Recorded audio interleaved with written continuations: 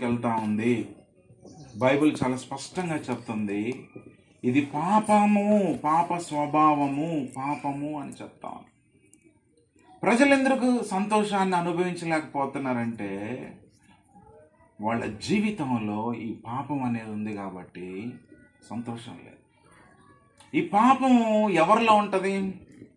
మేము మంచోళ్ళం కదా, మేము లేదు లేదు, బైబిల్ ఏం చెప్తుంది? ఏ భేదం లేదు, అందరికీ సమస్య ఉంది, అందరికీ జ్వరం వచ్చింది, అందరి దగ్గర థర్మామీటర్ ఉంది, చూసుకుంటే జ్వరం కనిపిస్తుంది, మందులే దొరకడం లేదు. థర్మామీటర్లు చూసుకుంటున్నారు, అరే జ్వరం వచ్చిందిరా అని చూసుకుంటారు, కానీ మందు వేసుకొని. బైబిల్ చెప్తుంది కదా, ఈ సంతోషం లేకపోవడానికి కారణం ఏంటంటే మనిషికి ఉన్నటువంటి పాపము, పాప స్వభావము. ఈ స్వభావంలో నుంచి మనిషి పాపం చేస్తూ దేవునికి దూరం అయిపోయి నరకానికి పాత్రుడిగా ఉంటా ఉన్నాడు. ఈ యొక్క పాపం ఎలాంటిది అంటే బానిసత్వంలోకి తీసుకెళ్తుంది మనిషిని. తెలియదు. ఐసు బాగా మంచు ఉండేటువంటి ప్రాంతాల్లో ఎలుగుబంట్లు జీవిస్తాయంట. తెల్లగా ఉంటాయి ఎలుగుబంట్లు. ఆ ఎలుగుబంట్లను చంపి తింటే మంచి కొవ్వు. అది మంచు ప్రాంతాల్లో వేటగాళ్ళు వాడే పద్ధతి. అది బాగా బలంగా బలిసి ఉంటాయి. వాడిని చంపి తిని కొవ్వు అనమాట. దాని చర్మాన్ని చద్దర్లు వేసుకుంటారు, చద్దర్లాగా వేసుకొని కోట్లు వేసుకుంటారు. ఆ ఎలుగుబంటిని సృష్టిలో భయంకరంగా చంపే జంతువు ఏదో తెలుసా? ఎలుగుబంటి.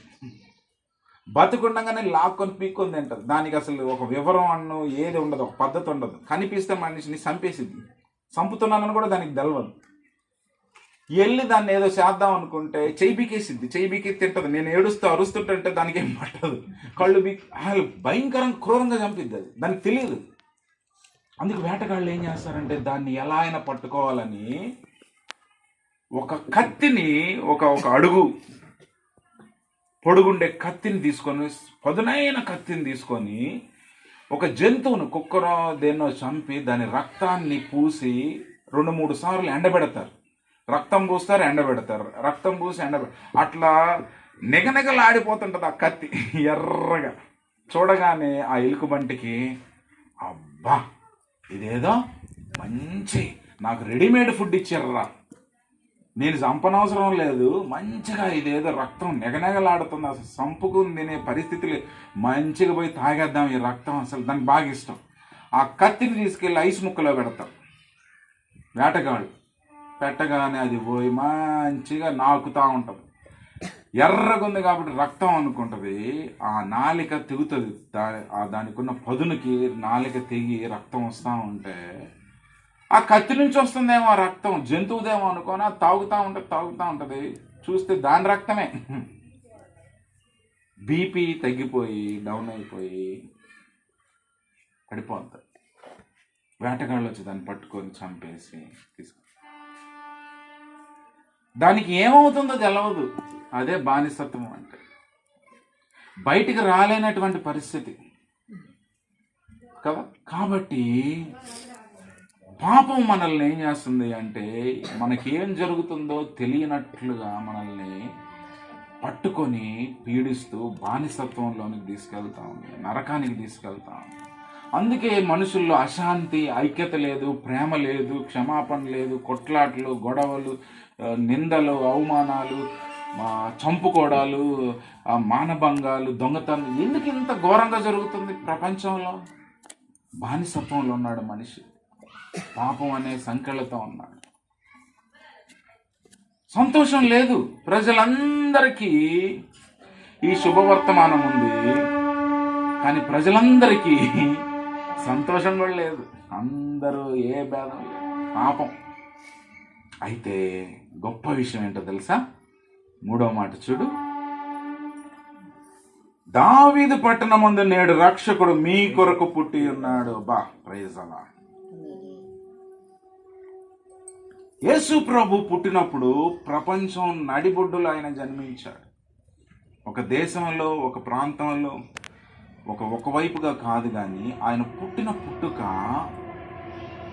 ప్రపంచానికి అప్పుడు కేంద్ర బిందువుగా ఉంది, సెంటర్ అంటారు. అందరికీ అందుబాటులో ఉంది. ఆయన పుట్టినప్పుడు జ్ఞానులు వచ్చారు, తెలివిగల వాళ్ళు ఆయన చూడడానికి. గొర్రెల కాపురులు వచ్చారు, పనులు చేసుకునే వాళ్ళు, చదువు లేదు, వాళ్ళు వచ్చారు, వీళ్ళు వచ్చారు. రాజులకి వెళ్ళింది వర్తమానం, శాస్త్రులకి వెళ్ళింది, యాజకులకి వెళ్ళింది, గొర్రెలు కాసుకునే వాళ్ళకి వెళ్ళింది, జ్ఞానులకి వెళ్ళింది, మామూలు మనుషులకి, అందరికి వెళ్ళింది యేసుప్రభు వర్తమానం. ఎందుకు? ఆయన అందరికీ, ప్రజలందరికీ కదా. ఎవరేనంటే రక్షకుడు.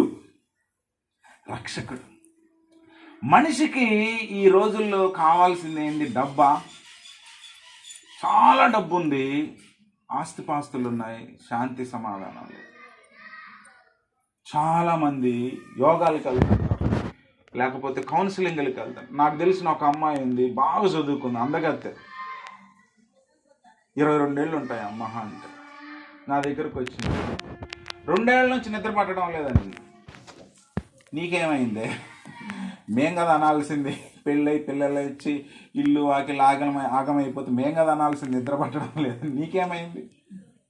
మంచి అందగత్తె ఆ జబ్బుతో వికారంగా తయారైపోయింది. నాకు తెలుసు, అమ్మాయి చాలా అందంగా ఉండేది, వికారంగా అయిపోయింది.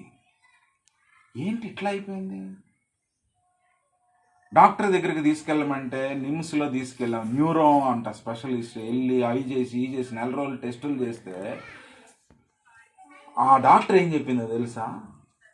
నువ్వు యోగా చేయమ్మా అనింది ఫైనల్గా. నాకు మందులు ఇస్తారంటే, నీకు మందులు ఇచ్చేంటే జబ్బేమీ లేదు, నాకు నిద్ర పట్టడం లేదు 2 ఏళ్ళ నుంచి అంటే. నీకు అన్ని టెస్టులు చేసాం, స్లీప్ టెస్ట్ చేసాం, ఆ టెస్ట్ చేసాం, న్యూరో టెస్ట్ చేసాం, స్కానింగ్ చేసాం, ఎంఆర్ఐ తీసాం, అన్నీ చేసాం. యోగా చెయ్యి సరిపోయింది. అమ్మాయి, నేను అవన్నీ చేస్తూనే ఉన్నాను, నీకు మందు లేదమ్మా. చాలా పెద్ద అందగత్తె, పైసలు ఉన్నాయి, పెద్ద కంపెనీలో బాంబేలో వర్క్ చేస్తుంది, పూణే, బాంబే, హైదరాబాద్ ఇట్లాంటి వాటిలో వర్క్ చేస్తున్నారు, లక్షల కొలది జీతాలు, అందం ఉంది, చదువు ఉంది, నిద్ర లేదు. చాలా ఆశ్చర్యం అనిపించింది. నాకు నవ్వు వస్తుంది, అక్కడ నవ్వకూడదు కాబట్టి ఆగిపోయినా. అంతా డాక్టర్ చెప్పి ఫైనల్గా నువ్వు యోగా చేసుకో అమ్మ, ధ్యానం చేసుకో, నవ్వాలనిపించింది నాకు.